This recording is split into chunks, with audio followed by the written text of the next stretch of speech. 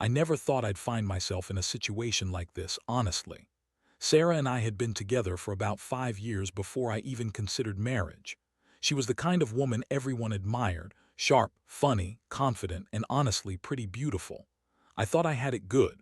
We had our ups and downs like any couple, but overall I believed we were solid. Then I started to notice these small things, little inconsistencies that I brushed off at first. She'd be unusually distant some days, cancel plans last minute, or get defensive when I asked about her day. I figured she was just stressed with work or maybe just tired. I didn't want to overthink it, so I let it slide for a while. It wasn't until a couple of weeks ago that things really started to unravel in a way I couldn't ignore. I was working late at my job, nothing out of the ordinary, and decided to swing by her apartment on my way home. I wanted to surprise her, maybe take her out for dinner. When I got there, I knocked and she answered the door looking off. Her hair was slightly disheveled, she seemed flustered, and she quickly tried to hide her phone behind her back.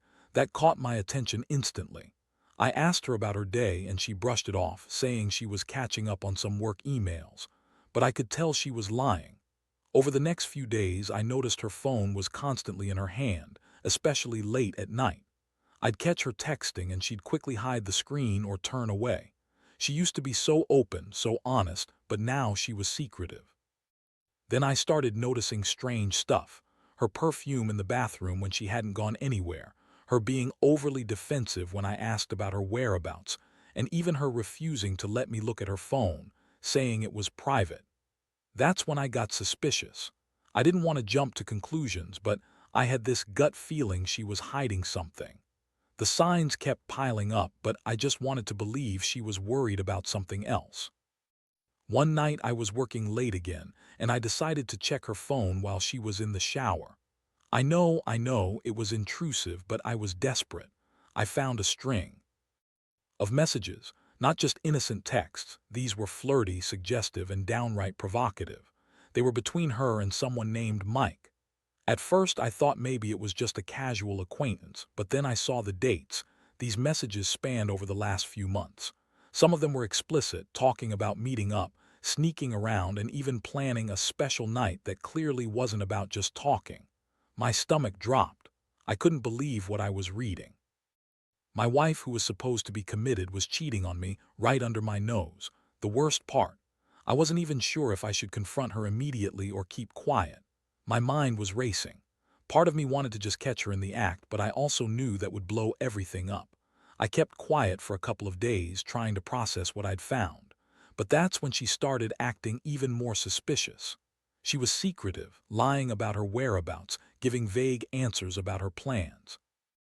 I felt like I was living with a stranger. The betrayal cut deep, and I could feel my trust disintegrating. I started to see that this wasn't just a fling, it was something serious to her, and she didn't care about how much she hurt me. I knew I couldn't keep this bottled up. I had to confront her. But I also knew that once I did, everything would change. Nothing could go back to how it was. I was torn between wanting to fight for the marriage and wanting to confront her head on. That's when I decided I'd had enough. If she thought she could keep lying to me and sneaking around, she was dead wrong. I was going to get the truth, no matter what it took. The day I finally decided to confront Sarah, I felt like I was walking into a battlefield. My stomach was in knots, and my mind kept racing through every possible thing she might say, denials, excuses, maybe even tears. I told myself I needed to be calm, collected, and ready for whatever she threw at me. But honestly, I was furious. The kind of fury that makes you want to smash something or scream until your voice is gone. Still, I kept my composure as I sat her down in the living room that evening. I showed her the messages I found, laid it all out, how I'd been snooping, how I'd seen the conversations, the plans for the special night, and how it all made me feel. Her eyes immediately got defensive and her face twisted into a sneer. She looked at me like I'd just betrayed her, which I guess I did, but in a way she had already betrayed herself.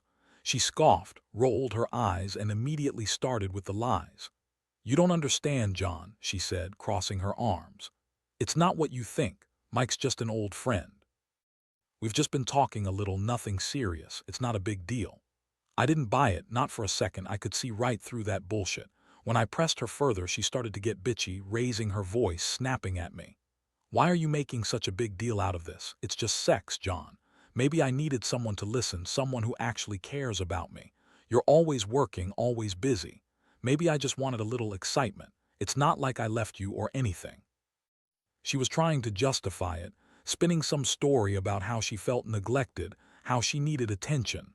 That was her go-to line. Blame me, make me feel guilty, but I wasn't buying her crap anymore. I felt cold, like I'd been punched in the chest.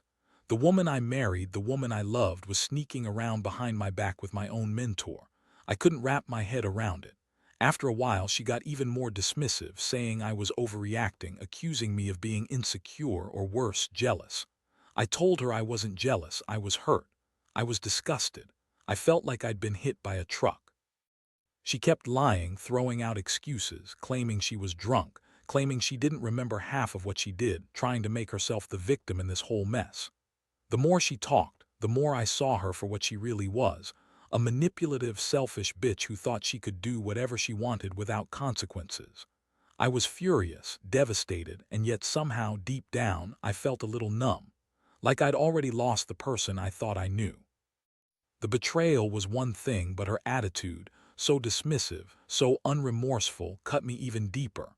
After she left the room to get some air, I sat alone, staring at the mess of her texts on my phone. The anger was bubbling over. I was livid. How could she throw away what we had just because she was bored or wanted some excitement? Had I been blind all these years? I started imagining her with Mike, what they did, how long it had been going on, how she had lied to me every step of the way. It felt like my world was crumbling piece by piece. I was flooded with a mixture of heartbreak, rage, and a sick sense of betrayal I couldn't even articulate. I didn't sleep that night.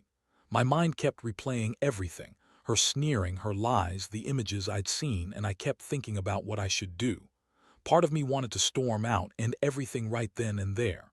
But I knew I needed to think clearly. I didn't want to make a rash decision I'd regret forever. Deep down, I knew I had to decide whether I was going to let this destroy us or fight for whatever was left of our marriage.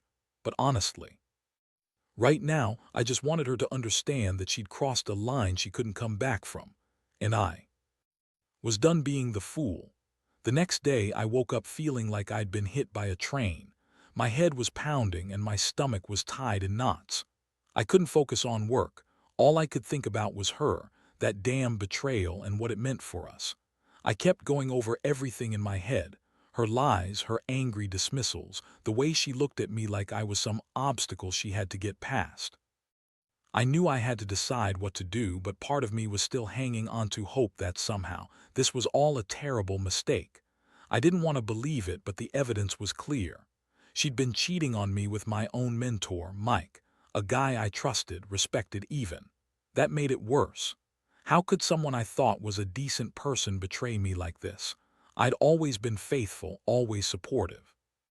And now, all I could think about was how she'd lied, manipulated me, and kept this affair secret for months. It felt like a punch to my gut every time I remembered her sneering at me, trying to make me feel guilty, like I was overreacting. I decided I needed to get some space. I called in sick to work, told my boss I wasn't feeling well, and packed a bag. I couldn't stay in that house, not after what I'd found. I drove to my parents' place, hoping to find some clarity or at least a little peace. But even there, I couldn't shake the feeling that I'd been played. The betrayal was too raw, too real. I kept thinking about all the times she'd lied, all the nights she'd been with Mike, and how she tried to gaslight me into thinking I was overreacting. While I was at my parents', I started digging for more answers. I knew I needed proof, something to show her that I wasn't going to be some fool who got played. I reached out to an old friend who was good with computers and secretly asked him to help me look into her phone, her social media, anything that could give me a full picture. I just needed to be sure about everything.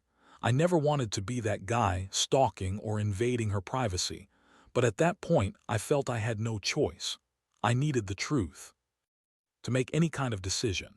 My friend managed to find some more messages, more proof of her affair. She'd been seeing Mike for months, meeting him late at night, sneaking around, lying to me about everything. There were photos, receipts, even some explicit pictures, things I hadn't seen yet. Seeing it all laid out made my stomach turn even more. It was like she'd been living this double life, one where she played the perfect wife at home and then went and did whatever she wanted with him. I couldn't understand how she could be so callous, so manipulative. The betrayal cut so deep I felt like I was bleeding inside. By this point, I was done with pretending. I knew I had to confront her again, but this time with all the cards on the table. I called her and told her I knew everything. Her reaction was predictable. She tried to deny it, to spin some story about how it was all a misunderstanding, how she was confused and lost. She played the victim, saying I was overreacting, that I was jealous or insecure, but I wasn't buying it anymore. I felt numb but also furious. How could she do this? How could she look me in the eyes and lie so effortlessly? That night when she came over to talk, her attitude was even more bitchy and dismissive. She kept insisting that I was overreacting, that she didn't mean anything serious with Mike. She said she was just lonely, that I was never around, that I didn't appreciate her. It was the same old BS, but this time I saw through it. I told her I'd had enough. I told her I wanted her gone from my life. If she thought she could cheat and lie her way out of this, she was mistaken. I was done playing the fool. She tried to argue, to plead, but her words sounded hollow, forced. I knew that this was the end of us, at least for now. Maybe forever. I sat there, staring at her as she packed her things, feeling this strange mix of relief and devastation. I didn't want her to leave, but I knew I couldn't keep pretending everything was okay. It was clear she had no remorse, no real regret, only selfishness. I realized I had to rebuild myself from this mess, to figure out how to move forward. I'd lost my wife, yes, but I also gained clarity. Trust was shattered and I knew it would take time to heal. I just hoped I could find the strength to do it. After she left, I sat alone in the silence of the apartment that now felt emptier than ever. The walls seemed to echo with the weight of what just happened. For the first few hours, I was consumed by a mix of shock, rage, and profound sadness. I kept replaying her words, her sneers, her lies. I couldn't believe she'd been so blatant, so reckless. The woman I married, the woman I'd trusted with everything, had been screwing around with my mentor, someone I looked up to for years. That thought made my stomach churn. It was a betrayal on every level. In the quiet, I started to realize something. I couldn't just sit around feeling sorry for myself. I had to get some perspective, figure out what I was going to do next. I called my brother, Mark, and told him everything. I needed someone to talk to, someone who didn't have a horse in the race, just a good ear. Mark listened patiently, then told me I was better off without her. No matter how hard it sounded, she'd shown her true colors, but that didn't make it hurt any less. I still loved her, or at least I thought I did. And now I felt like a fool. I knew I had to take control of the situation, so I started making a plan. First, I reached out to a lawyer.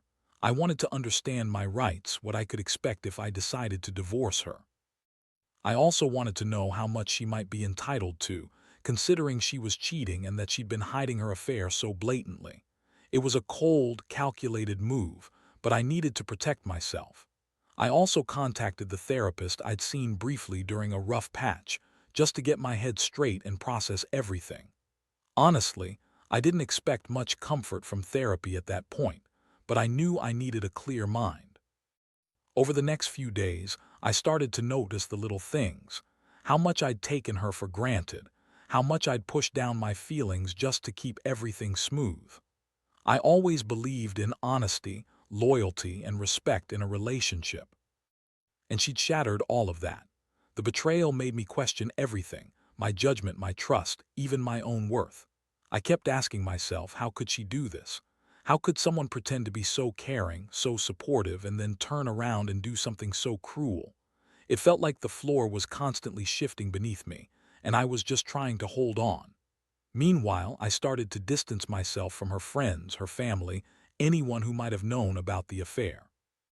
I didn't want to be around her enablers, didn't want to hear their stupid justifications.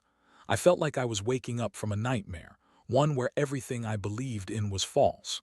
The worst part was knowing that I was going to have to rebuild my life from scratch, trust, stability, even the idea of love itself.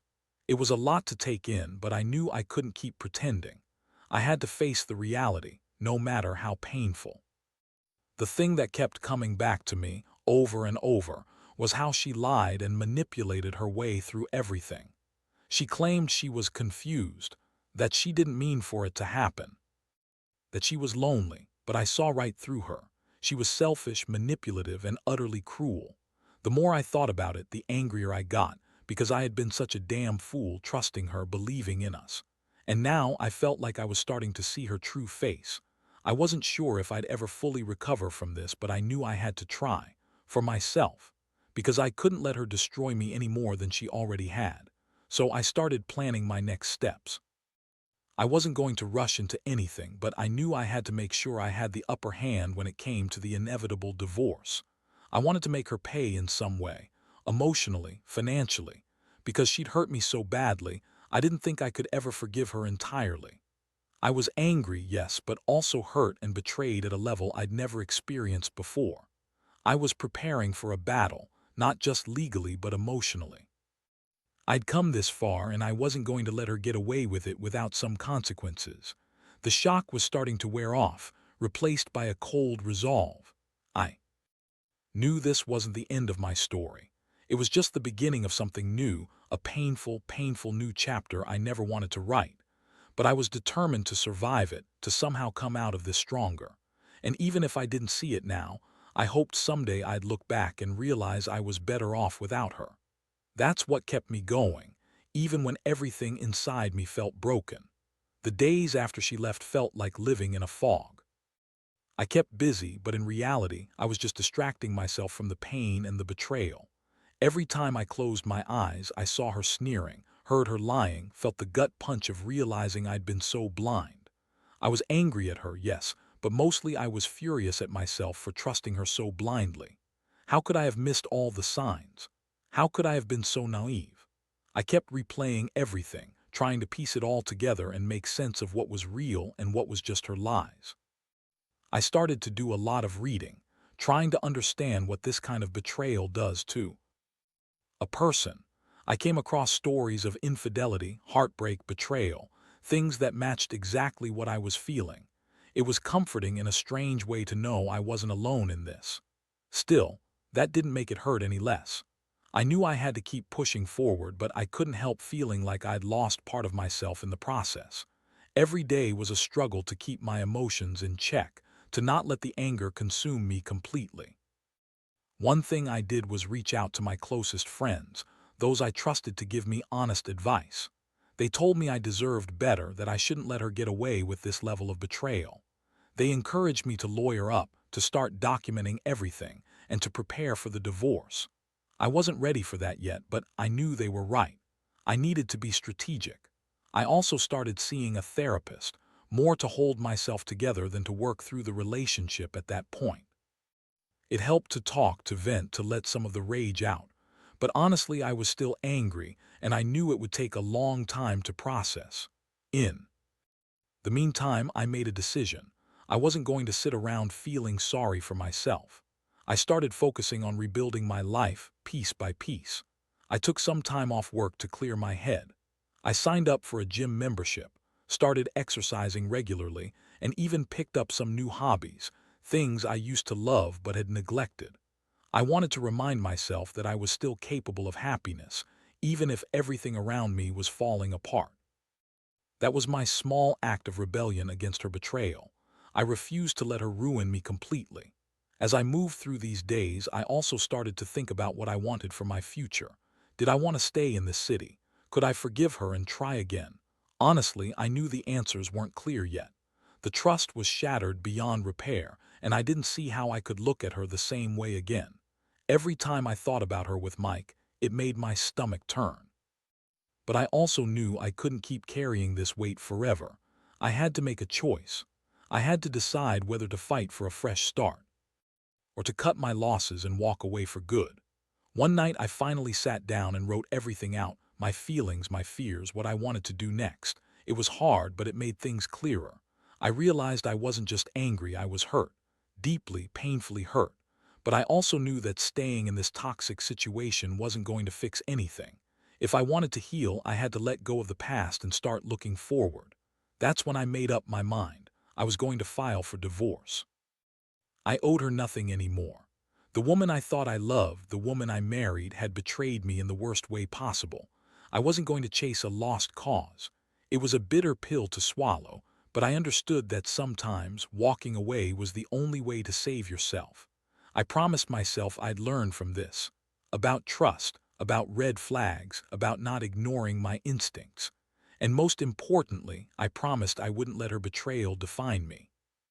I was still me, still capable of love and happiness, just not with her. I knew it wouldn't be easy, but I was done living in the shadow of her lies. Now it was about reclaiming who I was and moving forward, no matter how hard that was going to be. The final weeks were the hardest, but also the most revealing. I went through the motions of preparing for the divorce, meeting with lawyers, sorting out finances, and finally, filing the papers. The process dragged on longer than I expected, but I felt a strange sense of relief every time I took a step forward. It was like shedding an old skin I'd been trapped in for years. I had to remind myself that I was doing this not just for closure, but for my own sanity.